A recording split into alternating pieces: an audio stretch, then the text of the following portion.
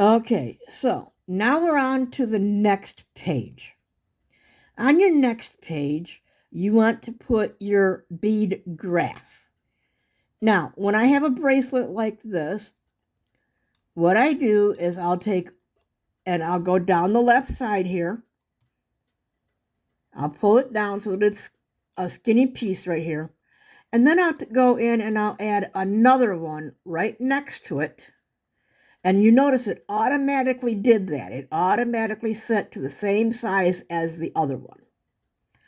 Click Preview, click on that page, and there's your graph. Okay, and then your next page, I click on Word Chart. Now this one you have to do by yourself because it will not do it itself like it does with the graph. And then make sure it's a double arrow and pull it down the full length. And then grab another one. Put it not too far away from the other one. And pull that down also to the bottom of the page. Again, like I just showed you, your font is always size 12, which you can up that to 14, 16, whatever you want. Now, again, it says fit. You can also make this dynamic. Now, just to show you the difference between fit and dynamic. Now, this is fit, even with 16. It's still real tiny on the letters. I have to get really close right in front of the computer there for you to even be able to see it. Now, when you click out of there, if you click dynamic, see how it says dynamic there? If you click on that, even though you have just these two, you click preview and you see how it's going down the page here? Now, although you have two spots on the first one, when you click the dynamic, it won't do both charts. See, it only did it once all the way down the other 3 pages. So you go on to your next page and you put 2 more on there.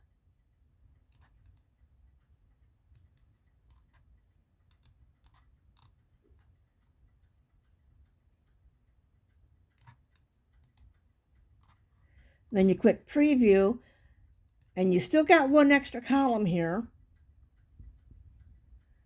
So you go back into it, you go to your next page, and you put, you need to put 2 because otherwise it'll stay on that right-hand side.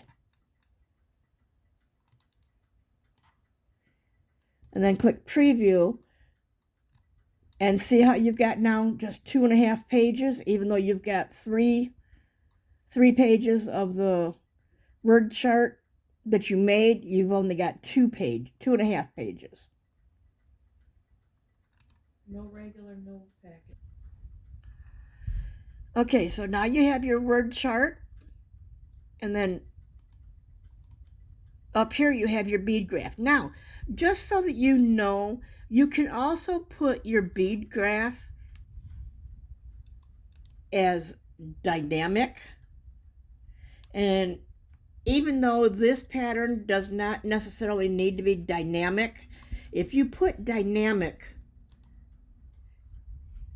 it will normally, with a larger pattern, it would take these 2 columns here and it would move it to every page that it needs just for that pattern. Another thing that you need to see, although there is not 10 pages in here, you can see just by looking over here the number of pages. There's only 1, 2, 3, 4, 5. The reason why it's coming up as 10 pages, I'll show you that in just a second here. The reason it's coming up with 10 pages, as you can see, all these other ones are blank. That is because we have the bead graph on dynamic, so change that back to fit, and then go to word chart and change that back to fit as well. Now, when you go here to look at it, now see it says pages 1 of 5 instead of 1 of 10. Now it's back to the way it should be. And now if you look at the word chart, see how how they shrunk the word chart because I put to fit.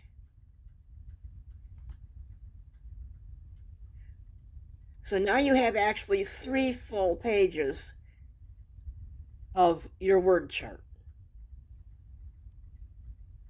And it's actually the size that you can see it, and I don't have to be right on top of the pattern for you to actually see. Another good thing to do with your word charts is bring it down from the top a little bit and bring it up from the bottom a little bit, not too far from the bottom. And do that on however many pages you've got for your word chart. Now, what this will do, I'll show it to you before I change the other one. Now, you see how it brought it off of the top up here compared to that one? How your rows are up at the top of the page? What I did by making the word chart pieces shorter is I made it so that they are no longer at the top of the page, so that when you print them, it won't cut it off. Like these here, although they're not directly on the top of the page, they could very easily be cut off by your printer. So if you just bring it down just a little bit, and bring it up from the bottom just a little bit. See, now all 3 of your pages are off the top, and because they modified it when I put to fit, because they modified it, now you have all the space at the bottom. Now, another thing that we could do is, now that's the 3rd page of the word chart. So let's see what happens when we cut these 2 on the 3rd page of the word chart. Now, you see how this made it fit to each page now? Now, instead of having 3 pages of word chart, you just have 2. And you can do this with every pattern that you make. And what I do is I put an extra blank page with a text area on it.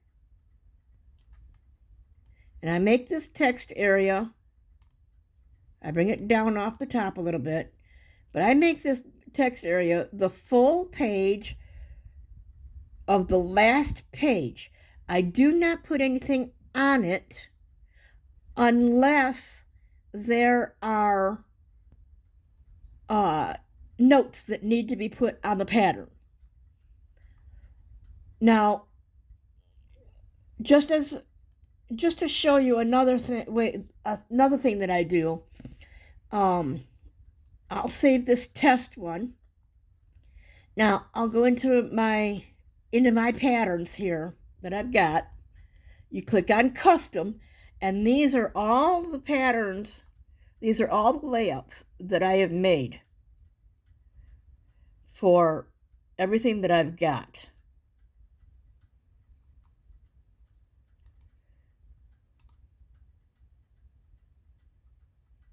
And, like this one, my raw Rocales layout.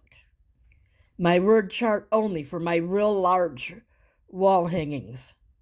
My tubular peyote layout. This one is for my small wall hangings. Let me get you show you a couple of different ones. Now this layout here. Now you see how I've got text. I got 4, 5, 6, I got 7 text areas on this one. Just on the main page. And I have the bead legend and I have the pattern preview. Now let me show you the difference in this one here.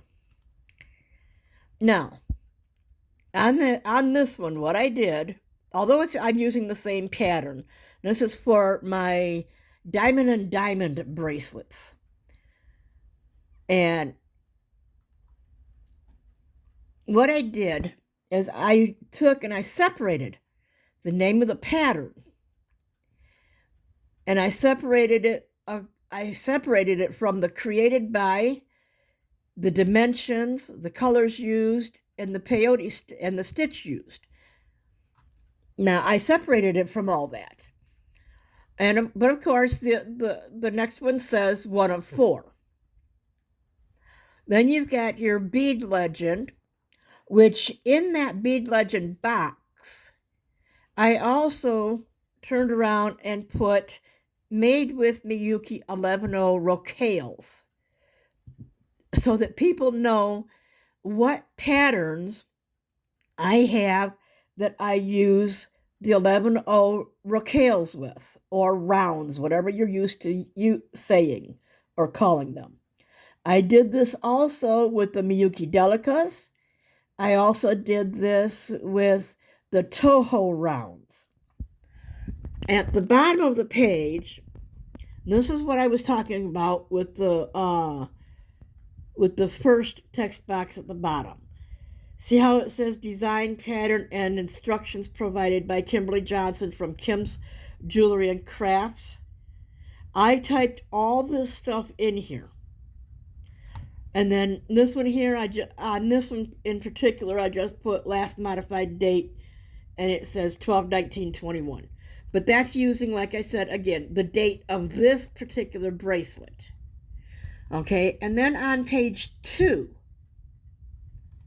you have, again, your bead graph, and then you have, again, your word charts.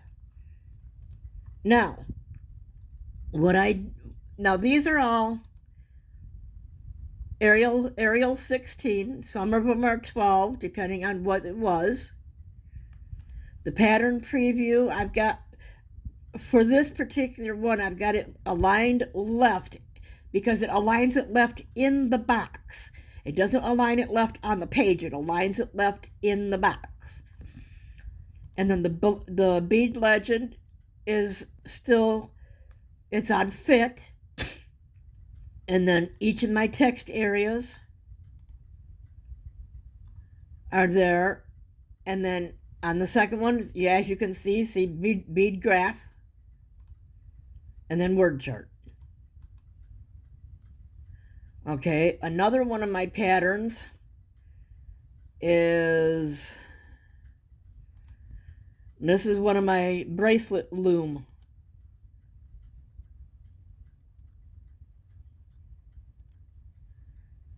Now see, I've got 3 text areas up here at the top. And this is the way that my looms are set up. See, it's got the name of the pattern up at the top, number of pages, and it's got all this extra information on it. See, rows and columns, stitches used, it says peyote, but because it is a peyote pattern, it's not going to give you the warp threads because it's not a loom pattern. But it gives you all the same information. It's just set up differently. And see, the bead legend is on the 2nd page, and the word chart is on the 3rd page, although it's not that. Because it's peyote, there's a lot more rows. But you can set these up in so many different ways. See, that's your first page, second page, third page. Another pattern. This is my odd count peyote patterns layout. And this particular bracelet is an odd count peyote. So this is what it would actually look like in its PDF format. You have the name of the pattern, created by, dimensions, colors used, stitch used. I didn't put in the rest of the stuff on here. Page 1 of 4, bead legend made with Miyuki 11O Delicas. And it gives you your colors, gives you your pattern preview. It gives my information down here at the bottom. It gives a modified date at the bottom here. Page 2, as you can see, it actually does go into almost 2 full columns this time. And then it splits it into 2 on here, on the word chart as well. So I hope this gives you an idea somewhat of how to do your layouts in Bead Tool 4. Let me know your thoughts.